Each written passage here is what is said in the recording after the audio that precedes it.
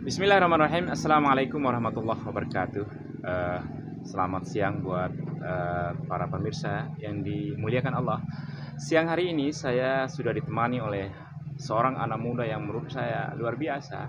Kenapa luar biasa? Dia adalah selain memiliki ilmu Al-Quran, tapi dia juga pegiat, orang yang selalu merunut sanad-sanad Al-Quran di Nusantara. Nah, itu menarik buat saya. Masih muda tapi dia menggeluti hal yang jarang dilakukan oleh orang lain.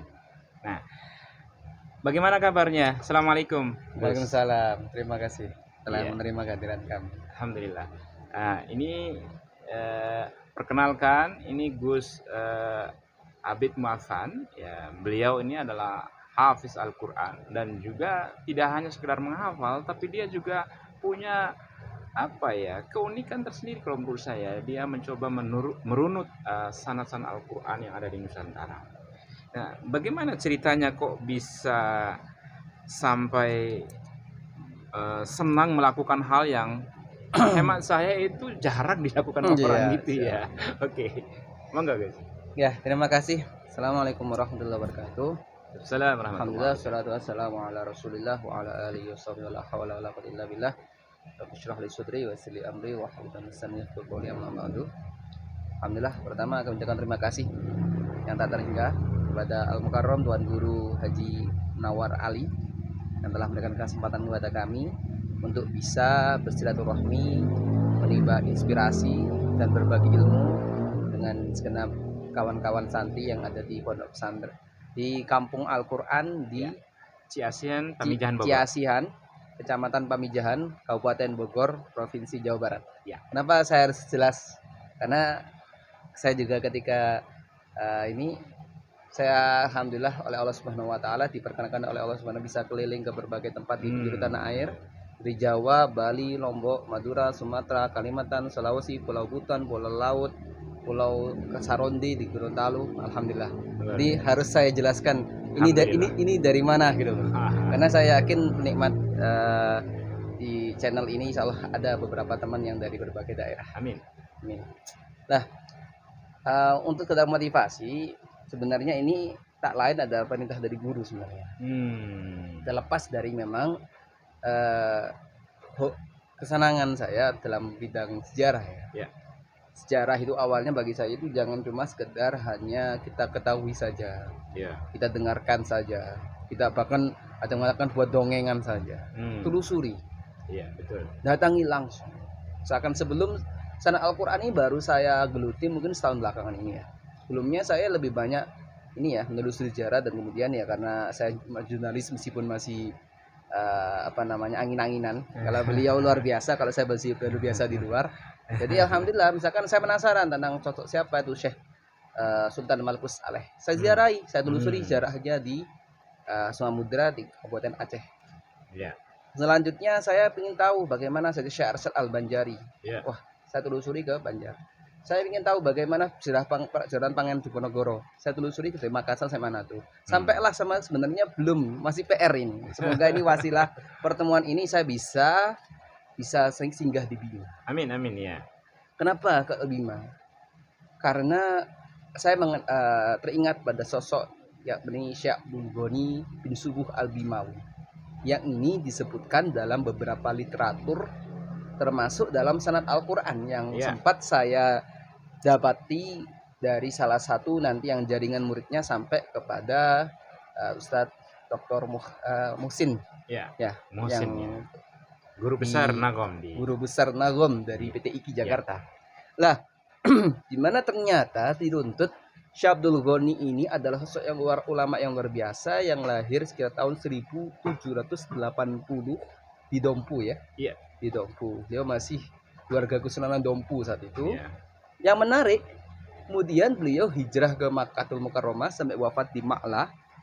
Yang mana Syekh Abdul Ghani itu ternyata menjadi guru dari ulama-ulama besar di Nusantara. Di antara murid beliau yang sangat luar biasa yang kita ketahui, di antaranya Syekh Nawawi Al-Bantani, Syekh Ahmad Khatib Sambas, pendiri tarekat Qadiriyah wa Nasabaniyah, termasuk Syekhona Khalil Bangkalan. Ya. Berbicara tentang Syekhona Khalil Bangkalan itu ada cerita menarik ini. Saya sering dapat cerita.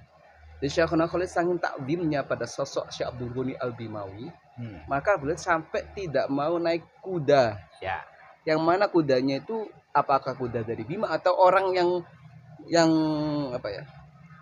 Ngasuh kuda itu dia orang Bima. Khawatir ini kudanya ini peranakan kuda gurunya sampai seperti itu. Lah, dari situlah kemudian saya melihat tidak mungkin ada sosok seluar biasa seperti Syekh Abdul Ghani Al-Bimawi, seperti tadi Syekhona Khalil Bangkalan. Kalau kita tidak tahu siapa guru-gurunya dia. Ya, oke. Siapa guru? Lah, disitulah kemudian saya telusuri, saya telaah, dan alhamdulillah dari berbagai penelusuran saya dapat naskah-naskah seperti itu. Ya. Nah, dari naskah-naskah itulah kemudian kita olah. Oh, ternyata ini ketemu. Oke. Ya. Lah, maka dari situlah kemudian saya telusuri, saya datangi langsung. Dan agar apa? Kita merasakan bagaimana orang-orang dulu itu bisa menggigih menjadi ilmu, dan kemudian ketika ilmu tersebut disebarkan, mereka bukan hanya sekedar menjadi seorang guru ngaji di kampungnya, tapi menjadi seorang maha guru ulama-ulama, bukan hanya di tanah kelahirannya, bahkan bisa sampai di Masjidil Haram. Baik, tahan sampai di situ. Nah, tadi disinggung sedikit tentang kalau berbicara silsilah ilmu Al-Quran di Nusantara pasti akan bertemu dengan sosok yang tadi disebut. Kebetulan saya orang Bima, yaitu Syekh Abdul Ghani Al-Bimawi, ya, Syekh Abdul Ghani bin Subuh bin Abdurrahman, ya, yang kebetulan dari Baghdad. Maka dalam sebuah literatur juga dikatakan bahwa Syekh Abdul Ghani Al-Bimawi Al-Baghdadi. Oh, Al-Baghdadi. Ya, karena memang kakeknya buyutnya itu dari sana. Nah, tapi sebelum jauh kita bicara tentang para maha guru kita yang menorehkan sejarah tentang bagaimana pentingnya belajar Al-Quran itu di Nusantara, tapi saya ingin biar kita juga pendengar, penonton kita itu tahu apa sih pentingnya sanad dalam belajar Al-Quran itu. Kita mengingat pada sosok seorang tabi'in terkemuka, Abdullah bin Mubarak, pernah mengatakan, al-isnadu minaddin laula isnad laqala ma syaa man syaa. Sanad ini adalah bagian dari agama. Tanpa sanad orang akan ngomong semau. Berarti kalau, maaf saya potong, berarti kan ada sekarang sekelompok orang yang mereka tuh nggak punya mazhab, nggak punya sanad ilmu, tapi suka menyalahkan orang. Ini dilihat dari siapa dia berguru. Makanya, Nah ini, karena barang siapa berguru termasuk ilmu agama, kalau sampai tidak ada guru yang jelas sanadnya, jelas akidahnya, jelas syariatnya, maka bisa jadi asyaikhul syaitan. Alhamdulillah. Lah, kenapa kok kita harus ke sana? Kita sekarang logikanya sekarang gini saja. Kita sekarang bisa membaca Al-Qur'an dengan baik dan benar. Apakah kita langsung bisa membaca? Kita seorang ajami. Kita bukan orang Arab. Betul. Apakah ketika ditudingkan itu sudah pakai Latin? Enggak kan? Lah, lewat siapa? Lewat guru kita. Lah, di mana guru tersebut tidak akan dia bisa belajar juga membaca Al-Qur'an. Ini konteks Al-Qur'an saja kita ambil contoh kecil. Enggak usah bicara yang luas fikih, tasawuf dan sebagainya ya. Al-Qur'an saja dulu. Ya, dari guru sampai kepada Hadratul Rasulullah sallallahu alaihi wasallam, yang mana apalagi Al-Qur'annya adalah ilmu yang paling mendasar dalam keislaman, yang mana Rasulullah sallallahu alaihi wasallam sendiri mendapatkan wahyu dari Allah Subhanahu wa taala lewat malaikat Jibril, yang mana beliau mendengarkan. Wa idza quri'al Qur'an fastami'u lahu ansitu la'allakum turhamun. Itu karena apa? Rasulullah itu mendapatkan wahyu dari mendengar. Menyimak istima'an. Kemudian setelah itu beliau ardhon, menyentorkan kembali ke malaikat Jibril, dan kemudian menyebarkan kepada para sahabat. Contoh kecil, Rasulullah nanti punya beberapa sahabat, di antaranya Abdullah bin Mas'ud, Abu Bakar bin Ka'ab, Utsman bin Affan, Ali bin Abi Thalib misalkan. Dari sana punya murid, salah satunya di antara banyak sahabat, bagilah sampai 124.000 waktu Fathu Makkah itu, ada salah satu murid yang masyhur namanya Abdurrahman As-Sulami. Al-Imam Abdurrahman As-Sulami nanti diperintah oleh Utsman bin Affan untuk hijrah ke Kufah. Dari Kufah nanti beliau kemudian mengajar di Masjid Kufah selama 40 tahun. Dari situlah beliau ternyata juga meriwayatkan hadis khairukum man ta'allamal Qur'an wa 'allamahu. Lah itu kenapa? Misalkan hadis itu bisa sampai ke kita dari mana? Lah ini kan kalau tanpa sanad itu kan kita nggak tahu. Berarti kalau mendengar apa yang disampaikan Ustadz barusan, Ustadz Abid Muafan, kan ada rame sempat viral beberapa tahun yang lalu kalau nggak salah, ada seorang ustadz yang suka nongol di TV bahkan YouTube itu ya, media sosial. Dia mengatakan saya ini nggak perlu belajar kepada guru, saya belajar langsung kepada Allah dan Rasul. Apa bisa seperti itu? Nggak bisa. Ya bisa. Ya memang bagus. Memang rujukan kita adalah lewat Al-Quran, hadis sangat-sangat benar. Tapi tidak mungkin kita bisa memahami hadis dan Al-Quran langsung tanpa guru. Misalkan saja, Al-Quran sudah tercetak, siapa yang mencetak? Terus bagaimana Al-Quran bisa tercetak?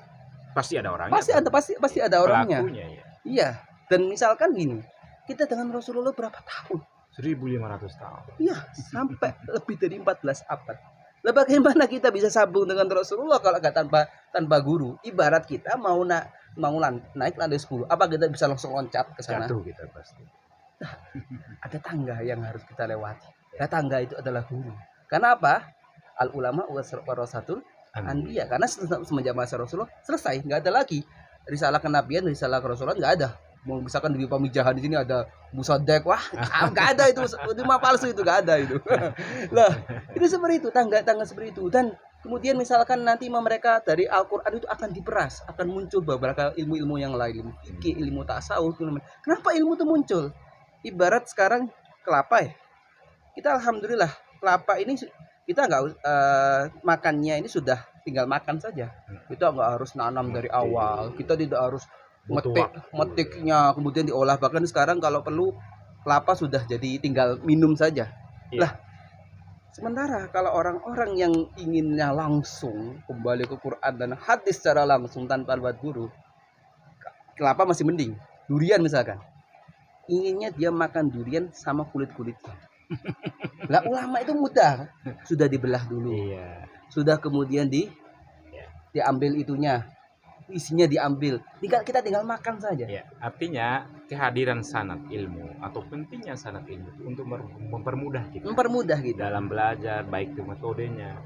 Ketika tadi disinggung misalnya bagaimana Rasulullah menyimak bacaannya Jibril alaihissalam, itu juga lahir metode al-wahyu kan, ya, yang kita kenal sangat populer sekali. Nah, kembali bahwa sanad ilmu Al-Quran ini begitu pentingnya para pemirsa sekalian, sehingga tadi dikatakan nggak ada Islam tanpa ada sanad itu. Jadi artinya sangat penting sanad itu. Jadi kalau ada orang yang mengatakan bahwa belajar itu nggak perlu guru, langsung kepada Allah dan Rasul, emangnya siapa kita? Iya. Ya, gimana?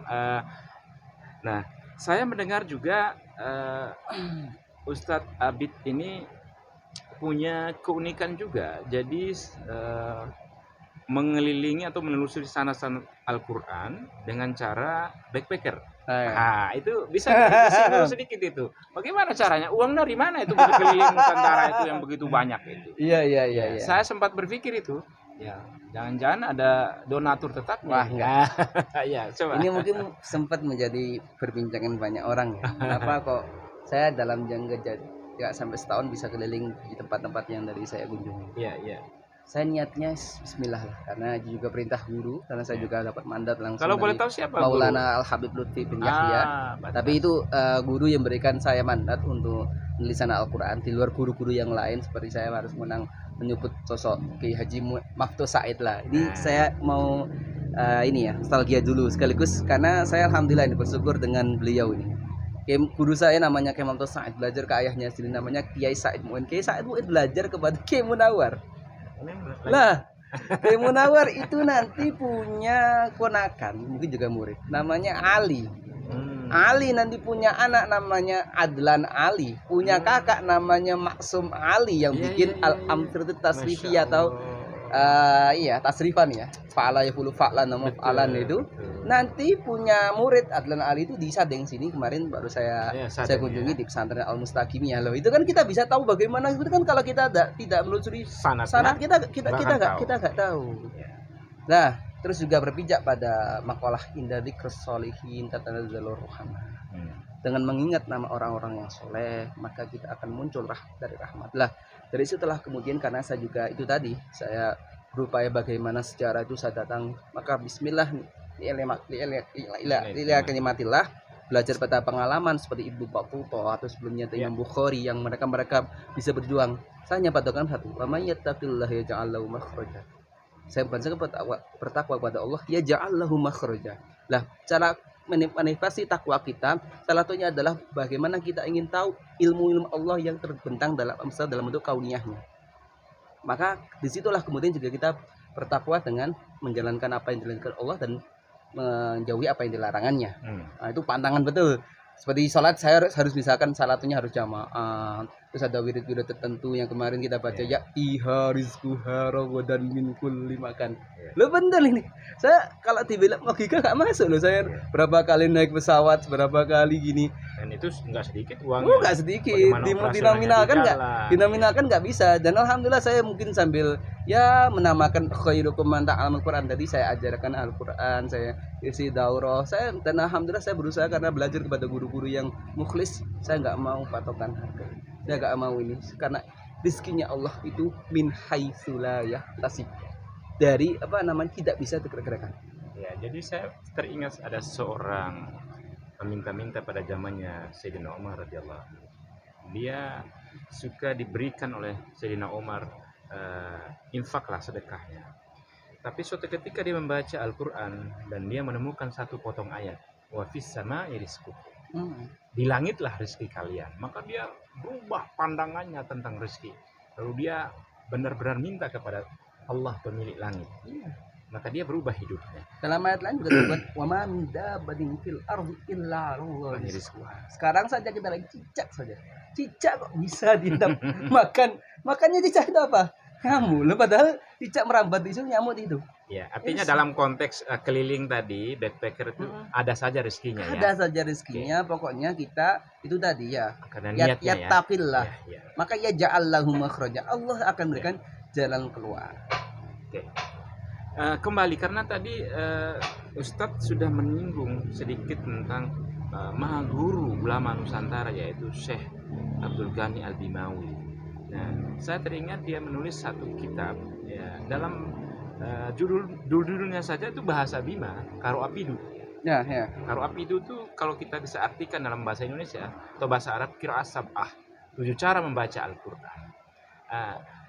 Kira-kira sesuai dengan kegiatan atau aktivitasnya Ustadz Abid, ada nggak keinginan untuk menelusuri tentang Syekh Abdul Ghani? Sangat pingin ya. Memang meskipun beliau jasadnya terkuburkan di Ma'lah bersama dengan para sahabat, para aulia sholihin yang ada di sana, kita istilahnya jangan sampai kehilangan sejarahnya beliau. Jadi saya boleh berkata baik dari karena NU karena saya memang banyak dibesarkan sama keluarga guru-guru kami dari NU itu harus mulai menghidupkan kembali sejarahnya seperti salah satunya Syekh Abdul Ghani Bima yang ternyata memang orang ulama-ulama dulu itu mudabakhir.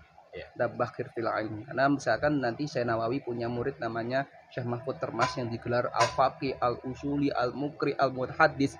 Makanya saya enggak heran misalkan di tengah banyak ilmunya yang dipelajari yang mungkin diajarkan kepada para murid-muridnya dari Syekh Abdul Ghani Bima, di antaranya adalah qiraat tadi. Nah, ini saya kira saya sangat berharap karena saya juga mendapat perintah dari guru kami Ki Ahsan Sakho untuk ini meneliti manuskrip termasuk karya-karya tersebut. Jadi kita nanti bisa membaca, oh ternyata beliau itu seorang yang bukan hanya sekedar paham satu riwayat saja. Kenapa saya kena riwayat? Karena nanti tadi saya sebut Abdurrahman As-Sulami punya murid namanya Imam Asim bin Abi Najud Al-Asadi Al-Kufi.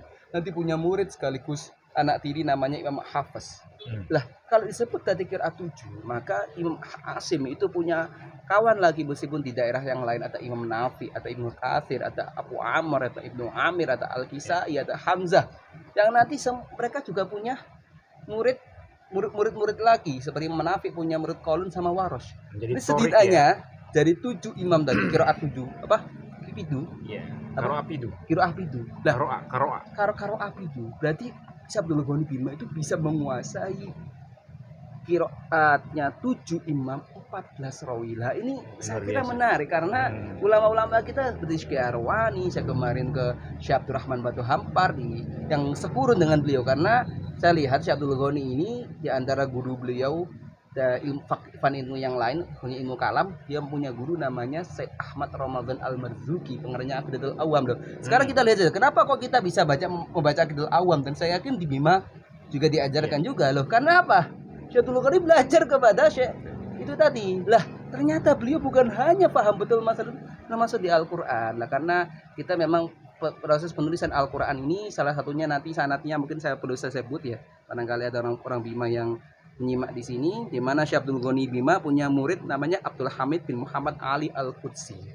Ini seorang ulama berasal dari Kudus. Kemudian punya murid namanya Syekh Abdul Wasi, dan Syekh Ahmad bin Abu Bakar Bahuri punya murid Syekh Muhammad Yasin bin Isa Al-Badani yang mengijazahkan kepada Kiai Muhsin Salim, Tuan Guru Muhsin Salim. Lah, maka menarik ini. Semoga bisa pertemuan ini membuat wasilah saya bisa sampai ke Bima nanti. Saya tambah semangat nih. Ya, pertama saya memang punya niat dalam hati kecil saya udah beberapa tahun yang lalu ingin sekali menelusuri tentang Syekh Abdul Ghani Al-Binawi. Nah, beliau itu kan sebagai maha guru dan tugasnya adalah mencetak ulama Nusantara saat itu ya.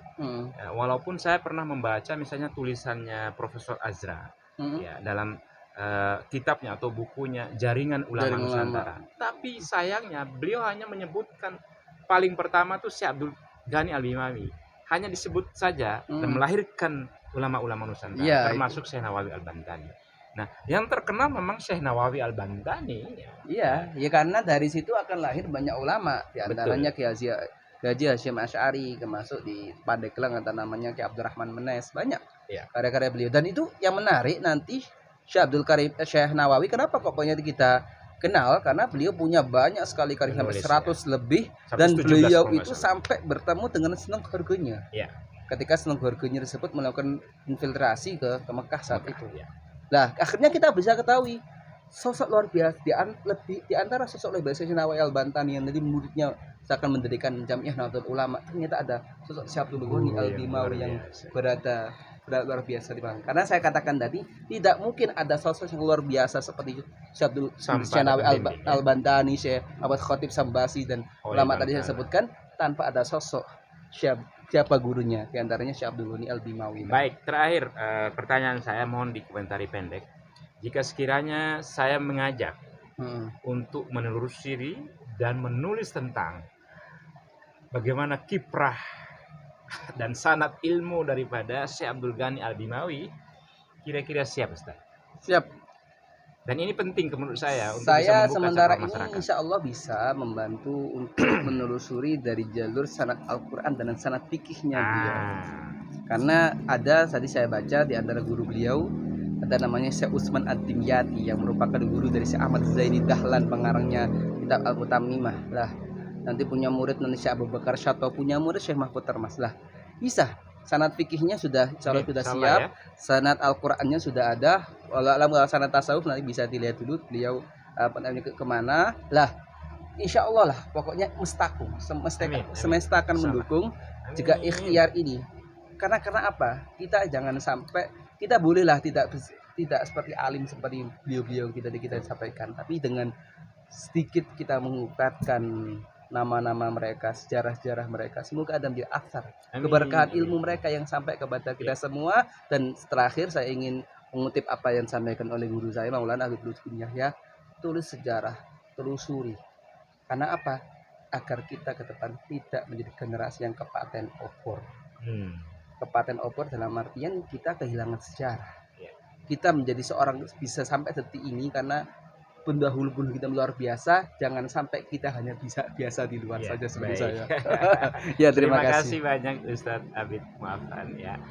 Para pemirsa yang dimuliakan Allah, begitu pentingnya pertama tadi masalah sanad ilmu, terutama ilmu Al-Quran, dan juga nanti mungkin ilmu-ilmu yang lain ya, tidak menutup kemungkinan kita akan mencoba membahasnya di channel Munawar Ali. Nah, dan juga tadi tidak kalah pentingnya adalah kita harus belajar sejarah. Saya teringat ketika saya ke Turki, nah orang-orang Turki itu sangat senang mempelajari sejarah. Kenapa? Dengan kita belajar sejarah, kita tidak akan pernah dikibuli, bahkan dibohongi oleh orang lain. Terima kasih atas perhatiannya. Mudah-mudahan apa yang kita perbincangkan pada siang hari ini ada manfaatnya untuk kita semua. Assalamualaikum warahmatullahi wabarakatuh. Terima kasih.